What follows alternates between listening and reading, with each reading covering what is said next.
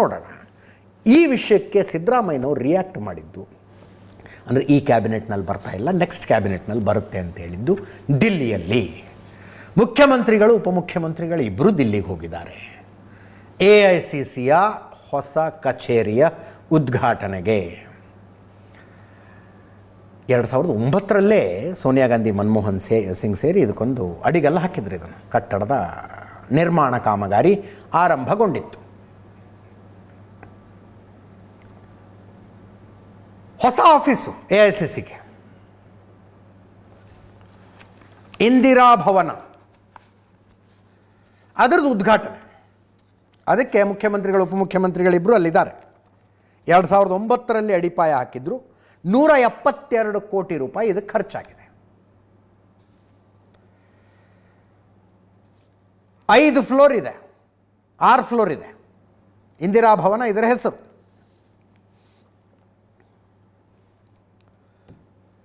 ಸೋನಿಯಾ ಗಾಂಧಿ ಸೇರಿದಂತೆ ಅನೇಕರ ಕಚೇರಿಗಳು ಬರ್ತವೆ. ಪ್ರಧಾನ ಕಾರ್ಯದರ್ಶಿಗಳು, ರಾಜ್ಯ ಉಸ್ತುವಾರಿಗಳ ಕಚೇರಿಗಳಿದ್ದಾವೆ. ನೋಡಿ, BJP ಆಫೀಸು ಕಾಂಗ್ರೆಸ್ ಆಫೀಸ್ ಹತ್ತತ್ರ ಬಂದ್ವು, ಈಗ ತುಂಬ ಕ್ಲೋಸು.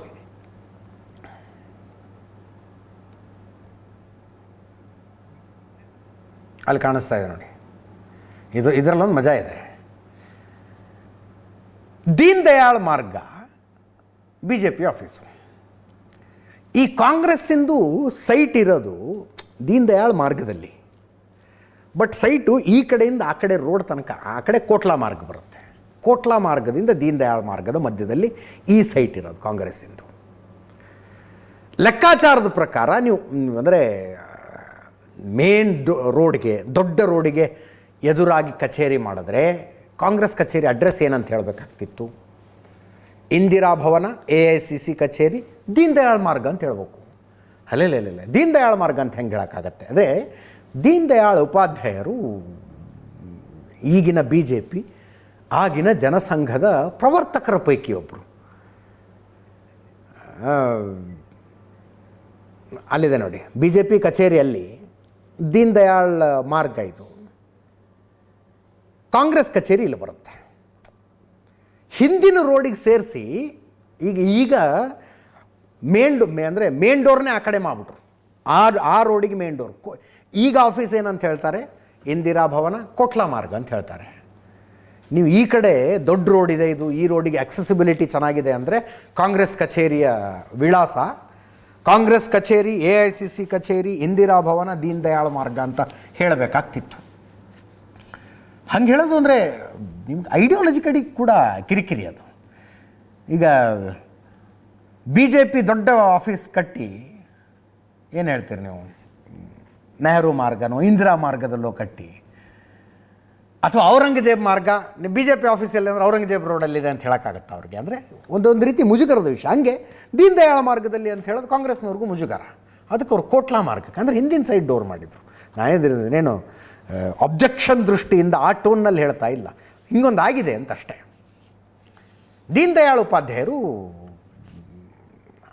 ಏಕಾತ್ಮ ಮಾನವತಾವಾದದ ಪರಿಕಲ್ಪನೆಯ ಅಡಿಯಲ್ಲಿ ಜನಸಂಘ ರಚನೆ ಆಯಿತು. ಈಗ ಅದು BJP ಆಗಿದೆ. ಈ ಸಂದರ್ಭದಲ್ಲಿ ಇತ್ತೀಚೆಗೆ ಮೋಹನ ಭಾಗವತರು ಭಾರತಕ್ಕೆ ನಿಜವಾದ ಸ್ವಾತಂತ್ರ್ಯ ಬಂದದ್ದು ಅಯೋಧ್ಯೆಯಲ್ಲಿ ರಾಮ ಮಂದಿರ ಲೋಕಾರ್ಪಣೆ ಆದ ದಿವಸ ಅಂತ ಹೇಳಿದರು. ಅದನ್ನು ಮಾತಾಡ್ತಾ ಹಾಗಾದರೆ ಸ್ವಾತಂತ್ರ್ಯಕ್ಕಾಗಿ ಹೋರಾಡಿದ್ದು ಎಲ್ಲರನ್ನೂ ನೀವು ಅವಮಾನಿಸಿದ್ರಿ ಅಂತ ರಾಹುಲ್ ಗಾಂಧಿಯವರು ಮಾತಾಡಿದ್ರಿ ಈ AICC ಹೊಸ ಕಚೇರಿಯ ಉದ್ಘಾಟನಾ ಭಾಷಣ ಮಾಡುವಾಗ. ಅದರಲ್ಲಿ ಫಸ್ಟ್ ಇದನ್ನು ಕೇಳಿಸ್ಕೊಳ್ಳಿ, ಆಮೇಲೆ ಉಳಿದಿದ್ದಕ್ಕೆ ಬರ್ತೀನಿ. प्रतिष्ठा द्वादशी, पौष शुक्ल द्वादशी का नया नामकरण हुआ। पहले हम कहते थे वैकुंठ एकादशी, वैकुंठ द्वादशी, अब उसको प्रतिष्ठा द्वादशी कहते हैं, क्योंकि अनेक शतकों से परचक्र झेलने वाले भारत के सच्चे स्वतंत्रता की प्रतिष्ठा उस दिन होगी। स्वतंत्रता की प्रतिष्ठित नहीं, प्रतिष्ठा द्वादशी. We are getting a new headquarters. And we are getting a new headquarters at a very particular time. That yesterday, in a speech, the chief of the RSS said that India never achieved independence in 1947. He said that true independence in India was achieved when the Ram Mandir was built.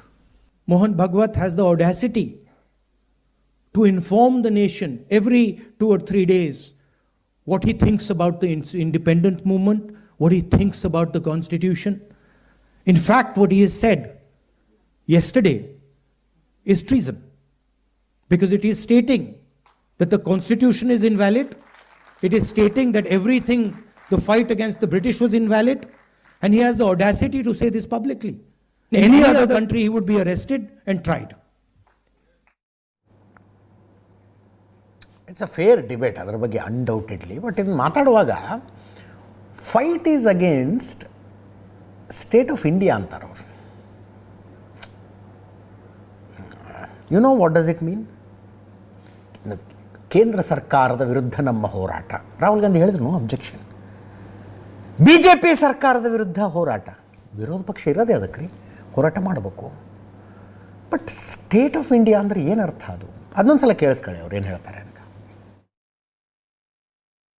That do not think that we are fighting a fair fight. There is no fairness in this. If you believe that we are fighting a political organization called the BJP, that we are fighting a political organization called the RSS, you have not understood what is going on. The BJP and the RSS have captured every single institution of our country. We are now fighting the BJP, the RSS, and the Indian state itself. In the last working committee meeting, I said very clearly that there is something wrong that has happened in the Maharashtra election. I said clearly that we are not comfortable with the way the election commission is holding elections. ಉಳಿದಿದ್ದೆಲ್ಲ correct. Allegations ಏನು ಮಾಡ್ತಿದ್ದೀರಲ್ಲ ನೀವು, ಒಂದು ರಾಜಕೀಯ ಪಕ್ಷವಾಗಿ fair. Congress ಕಾರ್ಯಕರ್ತರನ್ನು ಉದ್ದೇಶಿಸಿ ಮಾತಾಡ್ತಿದ್ದೀರಿ, ಕಾಂಗ್ರೆಸ್ ನಾಯಕರನ್ನು ಉದ್ದೇಶಿಸಿ ಮಾತಾಡ್ತಾ ಇದ್ದೀರಿ. ಬಿ ಜೆ ಪಿ ಅನ್ನುವ ಒಂದು ಪೊಲಿಟಿಕಲ್ ಎಂಟಿಟಿಯ ವಿರುದ್ಧ ಹೋರಾಟ ಅಥವಾ ಆರ್ ಎಸ್ ಎಸ್ ಅನ್ನುವ ಸಂಘಟನೆಯ ವಿರುದ್ಧದ ಹೋರಾಟ ಅಂತ ನೀವು ಅಂದ್ಕೊಂಡಿದ್ರೆ ಅದು ತಪ್ಪು. ಈ B J P R S ಎಸ್ಸಿನ ಮನಸ್ಥಿತಿಗಳು ಭಾರತದ ಪ್ರತಿಯೊಂದು ಇನ್ಸ್ಟಿಟ್ಯೂಷನನ್ನು, ಸಂಸ್ಥೆಯನ್ನು ಆಕ್ರಮಿಸಿಕೊಂಡಿದ್ದಾವೆ. ಫೇರ್. ಬಟ್ ಇದೇನಿದು? ಇಂಡಿಯನ್ ಸ್ಟೇಟ್ ವಿರುದ್ಧ ಹೋರಾಡ್ತಿದ್ದೀವಿ ಅಂದರೆ ಏನರ್ಥ ಅದು? ವಾಟ್ ಈಸ್ ಇಂಡಿಯನ್ ಸ್ಟೇಟ್ ನಿಮ್ಮ ಪ್ರಕಾರ? ಭಾರತದ ವಿರುದ್ಧ ಹೋರಾಡ್ತಿದ್ದೀವಿ ಅಂತ ಹೇಳಿದ್ರಿ ನೀವು. ಅದು ಹೆಂಗೆ ಭಾರತದ ವಿರುದ್ಧದ ಹೋರಾಟ ಆಗುತ್ತೆ? ಇಂಡಿಯನ್ ಸ್ಟೇಟಿನ ಡೆಫಿನೇಷನ್ ಏನು ಅಂತಾರು ಕೇಳಬೇಕಾಗಿದೆ. See, I know for sure Rahul Gandhi ಅವರು ಹೇಳೋ ಉದ್ದೇಶ ಅದಾಗಿರಲಿಲ್ಲ. ಬಟ್ ಮಾತನಾಡುವಾಗ ಶಬ್ದಗಳನ್ನು ಹುಷಾರಿಂದ ಆರಿಸಿಕೊಳ್ಳಬೇಕು ಅಂತ, ಎಚ್ಚರಿಕೆಯಿಂದ ಶಬ್ದಗಳನ್ನು ಇಂಡಿಯನ್ ಸ್ಟೇಟ್ ಅಂದರೆ ಅದಕ್ಕೆ ರಾಜಕೀಯ ಇಲ್ಲ. That's a continuity. ಸರ್ಕಾರ ಬಿ ಜೆ ಪಿದಿದೆಯಾ, ಕಾಂಗ್ರೆಸ್ ಇದ್ದಿದೆಯಾ, ಯು ಪಿ ಎದ್ದಿದೆಯಾ, ಎನ್ ಡಿ ಎದ್ದಿದೆಯಾ, ಇಂಡಿಯನ್ ಸ್ಟೇಟಿಗೆ ಡಸಂಟ್ ಮ್ಯಾಟರ್. ಅದು ನಿಮ್ಮ ದಿನನಿತ್ಯದ ರಾಜಕಾರಣ.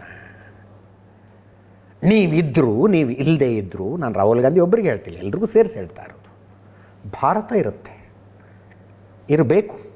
ಅದನ್ನು ಇಂಡಿಯನ್ ಸ್ಟೇಟ್ ಅಂತ ನಾವು ಕರಿತೀವಿ ಅಂತ ಹೇಳ್ತಾ ಇವತ್ತಿನ ನ್ಯೂಸ್ ಅವರ್ ಮುಗಿಸ್ತಾ ಇದ್ದೀನಿ. ನೇರ ದಿಟ್ಟ ನಿರಂತರ ಸುದ್ದಿಗಾಗಿ ನೋಡ್ತಾ ಇರಿ ಏಷ್ಯಾನೆಟ್ ಸುವರ್ಣ ನ್ಯೂಸ್.